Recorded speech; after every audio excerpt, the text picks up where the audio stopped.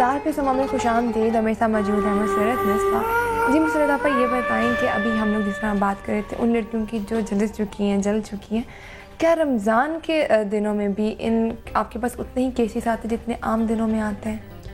Cases تو کبھی بھی آ سکتے ہیں, وہ رمضان کا تو انتظار نہیں کرتے, یا یہ نہیں ہوتا کہ رمضان میں شیطان جو ہے وہ اس ٹائپ کے شیطان بند ہو جائیں. صحیح. اونلی 3 days بیک کراچی میں ہمارے پاس ایک کیس آیا تھا, 3 دن پہلے, وہ بھی رمضان کے ہی مہینے میں ہے.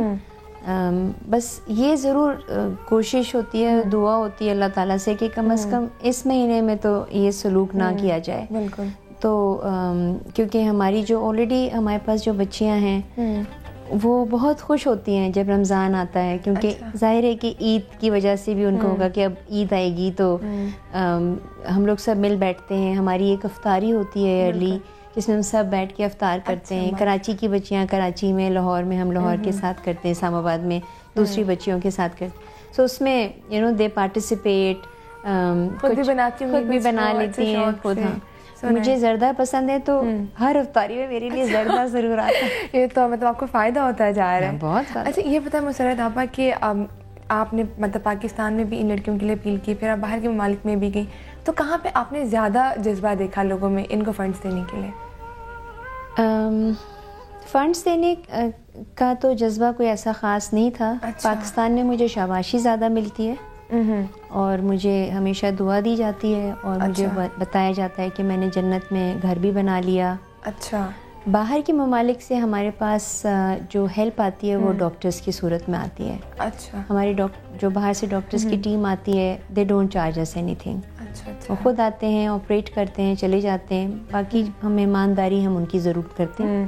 صحیح. ہمارے یہاں پہ جو اپنے ڈاکٹرز ہیں وہ بھی ہمیں ہیلپ اینڈ سپورٹ کرتے ہیں, لیکن اب جیسے جیسے ہمارے ملک کے حالات ایسے ہو گئے ہیں کہ سیفٹی اینڈ سیکیورٹی کی وجہ سے فورن ڈاکٹرز کم ہی آتے ہیں, تو ہمارے اپنے ڈاکٹرز ہمیں بہت ہیلپ کرتے ہیں, جس میں ڈاکٹر معظم تارڑ ہیں جو کہ لاہور میں ہیں. اس کے علاوہ ڈاکٹر مبرور بھٹی ہیں, کراچی میں ہیں, Indus hospital, Patel hospital, Fatima memorial hospital اور CMH وغیرہ, یہ سب ہمیں ہیلپ کرتے ہیں. ابھی تو اس کے لیے ایک قانون بھی بن چکا ہے اور اس کی سزا بھی باقاعدہ طور پہ دی جا رہی ہے, کہ اس کے باوجود ان کیسز میں کمی نہیں آ رہی. قانون نہیں بنا, بل پاس ہوا تھا نیشنل اسمبلی میں اور اس کے بعد وہ سینٹ میں گیا اور سینٹ سے وہ واپس پروونشل اسمبلیز میں آ گیا. اچھا. مگر یہ ضرور اس میں تھا کہ پنشمنٹ جو ہے وہ ہونی چاہیے اور کمپنسیشن بھی ہونا چاہیے. تو ہم لوگ we are back to square one. اچھا, واپس اسی جگہ پہ آ گئے ہیں. جی صحیح.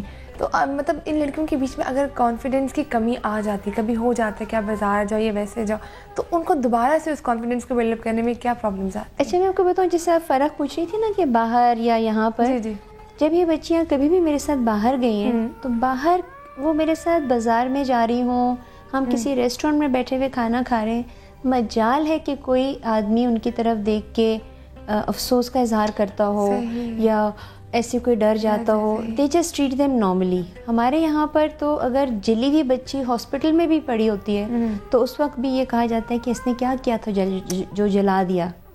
تو یہ ایٹیٹیوڈ یا یہ جو مطلب آج آ کے اس لڑکی کو ہی بلیم کرنا ہے. تو یہ یہاں پر جو اب جیسے کوئی میرے ساتھ بچیاں, کبھی ہم بازار جا رہے ہیں یا ہمارے ساتھ جو بچیاں کام بھی کرتی ہیں, تو very slowly and gradually my clients are actually getting use to them, کیونکہ ان کو یہ ہوتا ہے کہ ہم تو سیلون میں آئے ہیں آپ کے پاس اور ہم خود ریلیکس کرتے ہیں, اب آپ نے کسی ایسی بچی کو سامنے کر دیا جس کو دیکھ کر دکھ ہوتا ہے.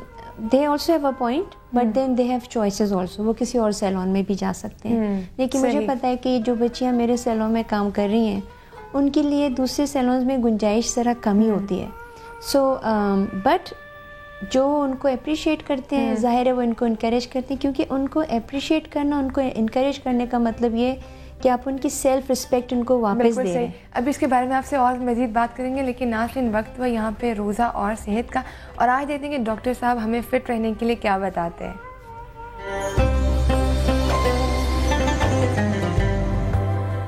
رمضان برکتوں اور فضیلتوں کا مہینہ ہے, اور اس کے فیضان کے کیا کہنے کہ اس کی ہر گھڑی جو ہے وہ رحمت سے بھرپور ہے, اور اسی رحمت کو آپ نے سمیٹنا ہے.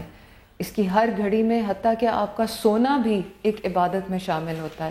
اس لیے اس چیز کو کیپچر کریں اور اپنی زندگی میں انکارپوریٹ کریں. جب سحری کا ٹائم آئے تو اپنے آپ کو لائٹ رکھیں اور لائٹ غذا کا استعمال کریں، کیونکہ روزہ آپ کو یہی سبق سکھاتا ہے کہ آپ نے تھوڑے کھانے میں کیسے گزارا کرنا ہے. اور اس میں عام طور پہ لوگ جو پراٹھوں اور فرائیڈ چیزوں کا استعمال کرتے ہیں وہ ایک غلط پریکٹس ہے. یہ بہت ضروری ہے کہ آپ اپنی غذا کو اس طرح سے ہلکا رکھیں کہ کچھ سلائس یا صرف روٹی کا استعمال کریں، دہی کا بہت زیادہ استعمال کریں.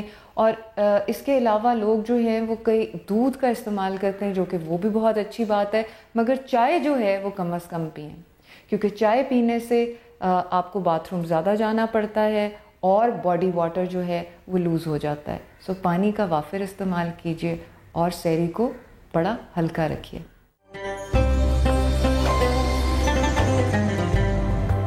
جی، تو ناظرین آپ لوگوں نے دیکھا کہ ڈاکٹر فرزین نے کتنی اچھی ہمیں ٹپس دیں، اور ابھی مسرت آپا سے میں پوچھتی ہوں ٹپس کے بارے میں.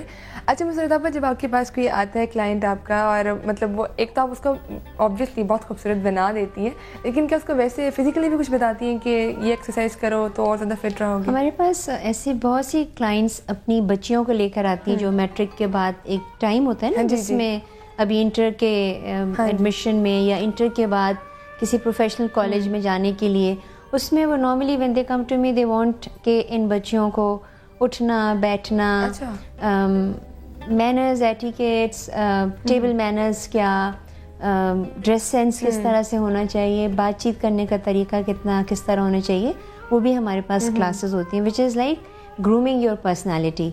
بچیاں سب پیاری ہوتی ہیں، لڑکیاں، مجھے تو ساری عورتیں، ساری بچیاں خوبصورت لگتی ہیں، سو اس لیے مجھے مشکل نہیں ہوتی ان کو اور بہتر کرنے کا. لیکن بہت سی دفعہ ایسا ہوتا ہے کہ گھر کے اپنے جو افراد ہوتے ہیں، کسی میں ایک بچی زیادہ کوئی شکل ہے، کوئی دوسری، تو اس کو احساس کمتری کا احساس جو ہوتا ہے وہ اس کو زیادہ بڑھ جاتا ہے.